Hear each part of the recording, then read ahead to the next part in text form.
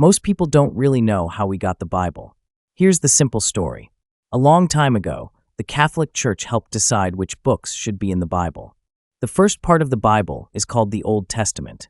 These are the books that come from Jewish history and teachings.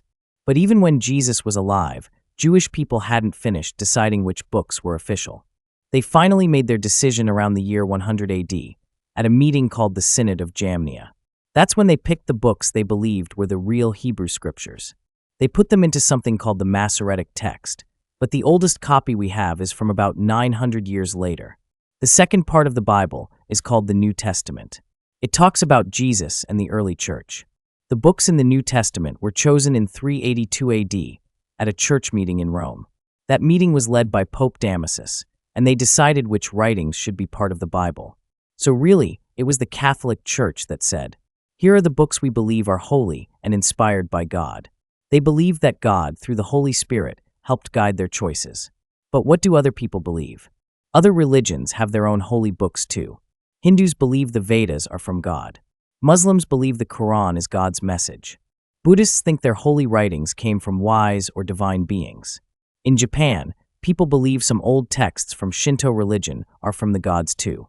So who's right? Well, that's something you have to decide for yourself. You can believe what the church says or not.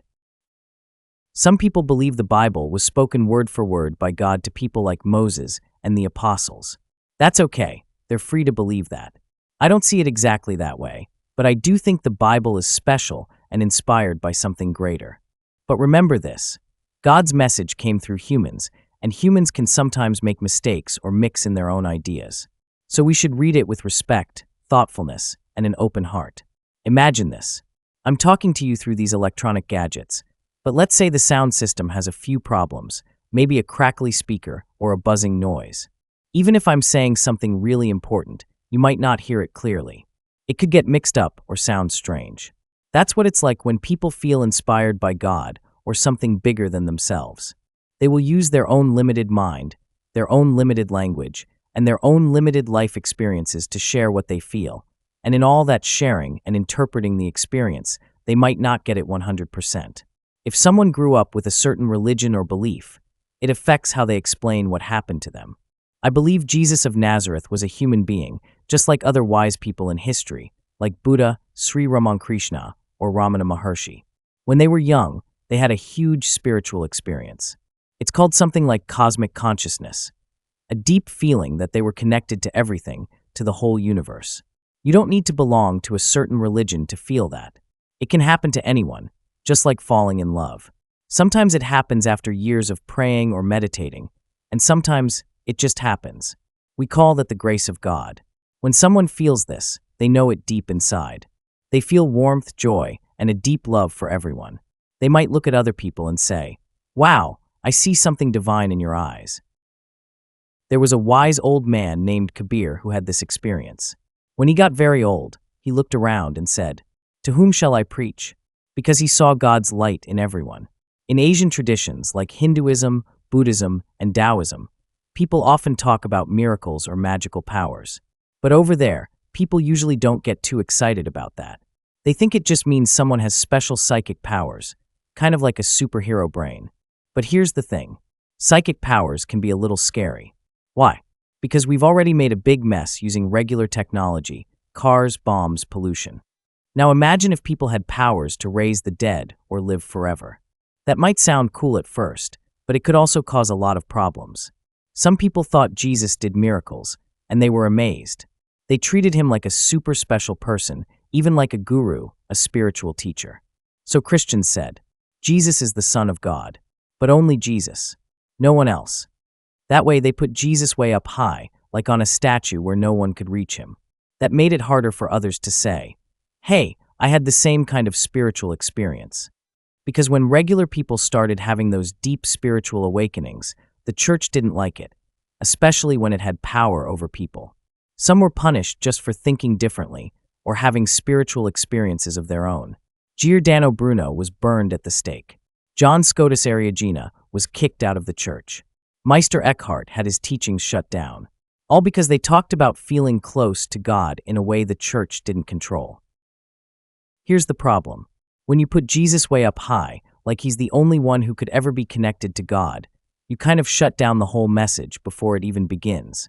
You see, the word gospel means good news. But the way it's usually told in churches today doesn't sound like good news at all. They say, Jesus was the Son of God. He could do miracles. He was born of a virgin. He knew he couldn't really die. And now, you should live just like him. Wait a minute, how is that fair? It's like telling you to play a video game on hard mode with no power-ups, while Jesus had infinite lives and superpowers from the start. So what happens? People try to follow Jesus, but they feel like they can never measure up. They say, I'm a miserable sinner. I fail again and again. But strangely, in many churches, feeling bad about yourself becomes a good thing. The more guilty you feel, the more humble and holy you seem. So you go to confession and say everything you've done wrong. The priest might say kindly, You've sinned, my child, but God still loves you. You are forgiven. And that's sweet and comforting. But deep down, you might already know you're going to mess up again. It becomes a cycle: sin, guilt, confession, repeat. Now, there is a deeper version of Christianity, taught by great thinkers and spiritual teachers. But that's not what most people hear from the pulpit on Sunday. So what is the real good news? It's not just that Jesus was the Son of God. The real message is this: Jesus came to show us that we all have something divine inside. He came to open our eyes to the truth that we're all children of God. That's powerful. Let me show you where it says that. In the Gospel of John, chapter 10, Jesus says, I and the Father are one. The people around him got very upset. They thought he was saying something terrible. They picked up stones to throw at him. Jesus said, I've done many good things. Why are you trying to hurt me? They replied, Not because of the good things, but because you, a human being, are claiming to be God. But then Jesus said something surprising. He reminded them that in their own scriptures, it says, You are gods. That's in Psalm 82. He basically said, Hey, your own holy book says that people are divine. So why are you so shocked when I say I'm a son of God? If you've ever read the old King James Bible and saw the words the Son of God in italics, you might think that's for emphasis, but it's not. The italics actually mean the translators added those words. They aren't in the original Greek. In Greek, Jesus is simply called a Son of God. That makes a huge difference, doesn't it? It's like Jesus was saying, I'm not the only one. I'm just one example of what all of you truly are. So when Jesus said, I am the way, no one comes to the Father but by me, he wasn't talking about just his personality, like the man Jesus. He was speaking from that divine spark inside all of us. In Hebrew, that inner divine part is called the Ruach Adonai, which means the Spirit of the Lord. That's what he meant. The divine part in each of us, that's the I am that leads us back to God. That's the real gospel. That's the good news. But over time, this message kept getting covered up. Why? Because Western religion, especially Christianity, was built more like a kingdom, with God as a king on a throne and Jesus as the only royal prince. So instead of teaching the religion of Jesus, people started preaching the religion about Jesus. Big difference. Instead of saying, Look, you are divine too, they said, Only he was divine. Worship him. Stay in line. Don't ask questions. So Christianity became something exclusive, like a club that says only it's right and all other religions are wrong before even looking at them.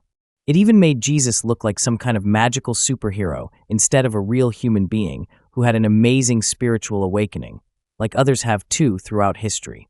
Here's the beautiful part. This deep truth, that we are all divine inside, has been spoken in every part of the world, in all cultures, in all times. Jesus wasn't alone in saying it. He was one voice in a great choir of voices throughout history that have said, Wake up, realize who you really are. You are more than just skin and bones. And here's the thing, just telling people how to behave doesn't create love. Love can't be forced or faked with rules. Something deeper has to happen. Something from within. That's why I think churches need to stop being places for endless talking. They should become quiet places of stillness. You know the word contemplation? It comes from the Latin contemplum, which means what you do in the temple, a place where you go not to chatter, but to be still and know. Be still and know that I am God. That's the heart of it. If Christianity is going to stay alive and mean something, not just fade away like ancient religions once worshipped Osiris or Mitra, then it needs to remember Jesus as a mystic. And what's a mystic? Not someone who sees ghosts or does magic. A mystic is simply someone who has realized oneness with God. Someone who knows, not just with the brain, but deep in their being, that they are connected to the source of all life. At the end of his time with his followers, Jesus prayed something really beautiful. He prayed to God, saying, "May they all be one, just as you and I are one." That's the heart of the message.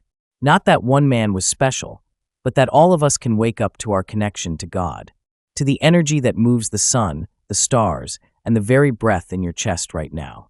That, my friend, is the real good news.